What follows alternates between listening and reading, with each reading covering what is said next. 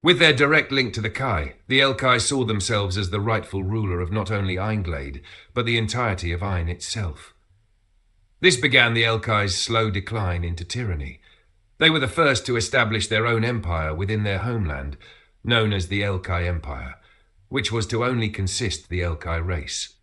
With this ruling factor, the Elkai grew large, spreading across the entire region as a whole. The audacious Elkai would soon seek to expand their reach outside of Eingaldi and into foreign territory, which they knew to be occupied by other existing kin. They would send out explorers tasked with scouting out these lands and its inhabitants, learning what they could from the nations there before returning to their superiors. The information these scouting explorers would relay would contain details such as the size of the land and the residing nation itself, as well as its functionality. This would tell the Elkai all they needed to know in preparation to invade the land. The closest and more accessible region they managed to scope out during their exploration would be New Eingald. According to their discovery, the land seemed almost untouched by the presence of kin, save for a race of wolf-like beastkin. These kin were thought to be savage and primitive in nature. While the Elkai lived in houses made of wood up in the trees and wore finely tailored clothing of wool and silk, these wolfkin, male and female, traipsed about in nothing more than fur loincloths to keep them nearly modest. Footwear was seemingly not an option for them, as they were never seen wearing protection for their clawed feet and chose to walk barefooted even across tough terrain. Although their bodies were barely protected from the elements, these wild kin still preferred to remain outside of their dwellings where they were most active. Their homes left much to the imagination. Created out of straw, their shelter were like small tents, barely able to fit a family of 5. These primals seemed very close to one another, as if they were all blood-related. They'd treat each other kindly, grooming one another's hair, lending aid to someone struggling to hold a pot of water on their head, or even just sitting together within a group. Oftentimes, these group sitting would be around a fire pit, and they would talk amongst themselves. Of course, it could never be understood what they were saying by the Elkai, though one thing the Elkai did notice was that these kin displayed few facial expressions, often wearing a look lacking emotion, though they were not completely void of basic expressions such as joy or anger. The language they spoke would be unknown to the Elkai, but the inclination of them being complacent or even jovial was more evident in their hand gestures and animated tails. When it was time to eat, the wolfkin would gather a few of their kind and venture deep into the forest. It would be a short while before the group would return, often with a body of a slain apex in tow, large enough to feed the entire tribe. After eating, the family of wolfkin would join together and let out a throaty bay that almost sounded haunting in nature. This baying would last several minutes before the wolfkin would cease and settle in for the night. They would all do this while in their feral form, presumed to be more comfortable in this state. The nature of these wolfkin were thought to be passive, as it would be noted that they did not partake in any form of combat, living relatively peacefully with the neighboring tribes. This would prompt the Elkai to engage with them on civil terms at first, coming to them in means of understanding. As not to startle the indigenous kin, the Elkai would ease themselves into the enclosure as a small, non-threatening group. Due to the lack of the use of the common tongue, the Elkai would use their quick learning knowledge of the wolfkin's hand gestures and form of submission by keeping their heads down and hands raised about their heads. This form of approach would gain enough trust of the wolfkin, who began to see the Elkai as a kin of intrigue. It would be several days before the wolfkin and the Elkai began to form a mutual relationship with each other, teaching the other their ways of living.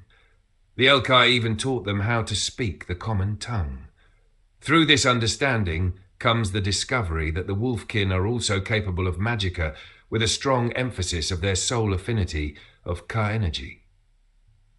It would be several months of the Elkai living with the wolfkin, learning their ways, with the Elkai sharing with them their quality of clothing and better housing material, allowing the wolfkin to build sturdier and bigger houses called huts rather than tents. Not everyone would be for the Elkai, however. Some of the other wolfkin tribes distrusted the Elkai, seeing them as invaders rather than peaceful settlers.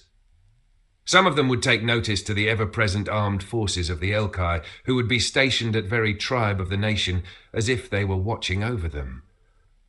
But for what reason would be lost to the suspicious wolfkin? The wary wolfkin would begin to show hostility towards the Elkai force, displaying their distrust of them and their presence by outwardly disrespecting them. No more would they show hospitality and would deny the Elkai, spitting on them and snapping at them at any given chance. The Elkai, who foresaw this, would remain firm with their force, who were there to oversee the wolfkin rather than protect them as they claimed. However, tempers would begin to flare within the force, who began to push back against the wolfkin, reinforcing their supposed dominance over the savages.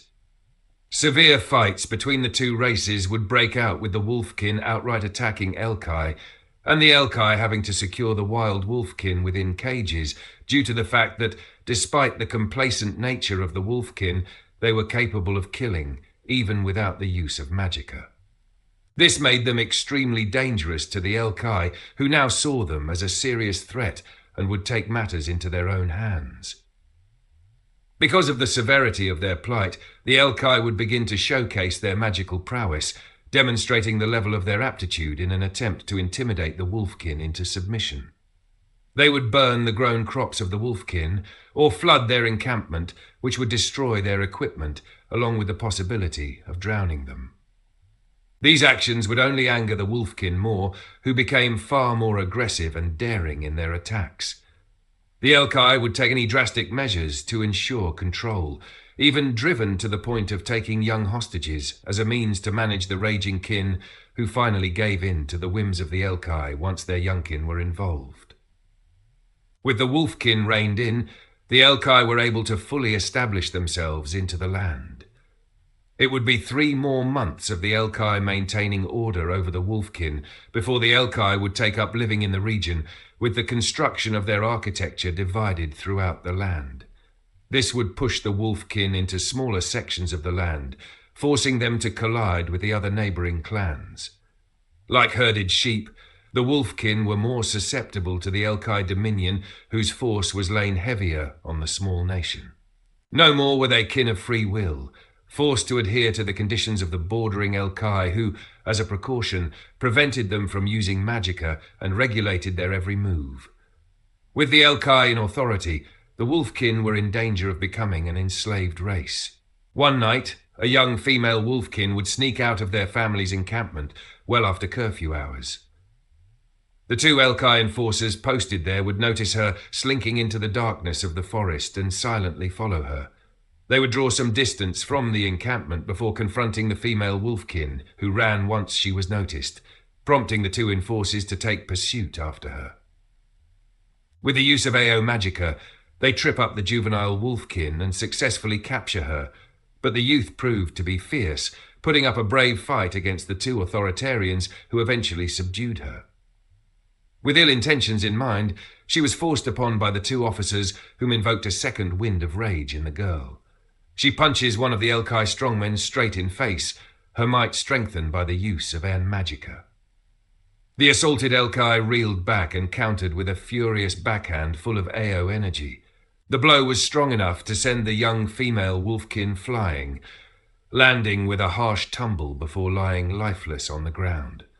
The girl was presumed dead upon inspection from the 2 policing Elkai, the force of the blow having instantly snapped her neck. Realizing what they've done, the 2 Elkai enforcers flee the scene, leaving the poor girl's body to be found the next morning by 2 different enforcers who, by request, was asked to search for the young wolfkin. They hesitantly informed their superiors of the girl's fate, who retailed the information to the girl's father, the one that requested the search. This would leave the young female wolfkin's family heartbroken, but would also set off a series of events that would change the dynamic between the Elkai and the wolfkin. Sensing that the Elkai were behind the death of his daughter, the father would seek revenge for her. In the middle of the night, he and 2 others would set out towards Elkai residency. They would target a house indiscriminately with the intent to murder. It would be later reported by the grieving Elkai husband himself that his wife and 2 daughters were killed, having their necks slit. The grieving male Elkai of the slain family happened to be part of the Elkai enforcement. He alone would single-handedly shape the force as a whole. Fueled by his emotions, this lone Elkai enforcer set ablaze an entire village of wolfkin, killing all in his wake and leaving none spared. More than 30 lives were extinguished in the flames of rage, deeming this act of fury the most violent case in Elkai's history. Rather than be reprimanded for this explosive behaviour, the Elkai in question was commended for his act of passion. His show of power would make him a colonel within the Elkai force, now known as the Elkai Dominion, and would be at the front line of the ongoing war with the wolfkin. Near the end of the war, the Elkai Dominion would be locked in a heated battle with a vicious tribe of wolfkin known as Red Ravage. Unlike the other tribes the Dominion has dealt with, Red Ravage would prove to be a force to be reckoned with. These wolfkin would fight harder than any other tribe the Elkai has ever encountered. There was a noticeable increase in skill of their use of magicka, as well as the unique way of their fighting. This unique way of fighting would later be known as merking, martial arts, that involved mostly punching and kicking. Though they were few in numbers and lost the war that lasted 4 months, they fought voraciously till the very end. During the war with the wolfkin, the Elkai noticed a set of kin settled near the middle of the land where the god Malakath crashed into. They didn't deem it safe to venture too close to the site due to the heavy corruption that permeated the area, leaving the kin there to their own devices. This kin would later be known as the Baldamin. The numbers of the Elkai had pushed back the wolfkin to the far reaches of the land, forcing them to take up boats and sail across the sea to a continent called Volraya, which had been already occupied by the Alikat beastkin, who did not take kindly to the new arrivals. They would wage war with the wolfkin in an attempt to chase them off the land.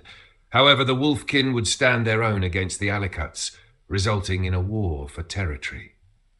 Before the formation of the rebellious Red Ravage, there would be a law enacted that disallowed the use of magicka by those other than the Elkai. This law would first be introduced by the newly appointed colonel, Aldarius, and would be further exacted on the wolfkin long after they fled to Volraya. Their presence on the region would impede on the war between the wolfkin, who were now calling themselves Volkin as a kin, and the Alikats, forcing the 2 fighting races to form a temporary truce. With their rule reaching far beyond Angalde, the Elkai became a nation of power, strengthened by the force of the newly formed Elkai Dominion. The sole law that unpermitted the use of magicka would not only apply to the Volkin, but also all other beastkin races the Dominion came across. This rule would be lifted from the other races after the war between the Baldamin of New Angalde was lost to them, a humbling blow for the Elkai. The rule would be rewritten so that all known nations who wished to practice magicka needed permits to do so. The only race that was completely banned from using magicka completely were the Volkin, who are still mistrusted due to their aggressive behaviour and history with the Elkai.